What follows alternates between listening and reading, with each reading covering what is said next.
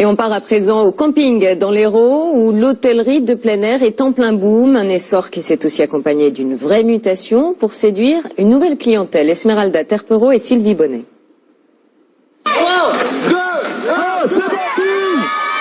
Pas question de s'ennuyer. Dans ce camping, les activités ne manquent pas. On va au mini-club, club ado. On passe la journée à la piscine, à la mer, puis le soir on sort avec les potes, c'est cool. Remontez les genoux et on se déplace avec les bras. Les gérants des campings ont très vite compris l'intérêt des prestations. Beaucoup se sont inspirés des formules club pour attirer le plus grand nombre. L'animation, c'est vrai que c'était une option il y a quelques années et maintenant c'est une obligation, ça fait partie intégrante d'un séjour en camping. On est très loin de l'image des premiers campings des années 60. T'es venu, il n'est plus de chemin campagnard au détour duquel ne s'installe un campement. Comme on comprend d'ailleurs ces jeunes gens de préférer, au bruit et aux poussières citadines, le bord d'une rivière.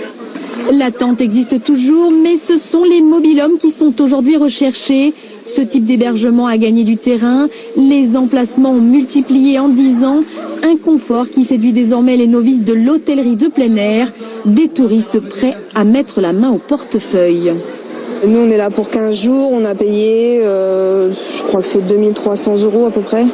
Terminer les séjours de 5 semaines, la tendance actuelle est courte, de 1 à 15 nuits. Alors, il y a encore peu de temps, venaient dans les campings que les gens qui étaient venus eux-mêmes petits enfants avec leurs parents dans les campings, et maintenant ça a complètement changé puisqu'on arrive à avoir des gens qui n'avaient jamais mis les pieds dans les campings et qui se retrouvent énormément, qui sont très satisfaits de cette prestation.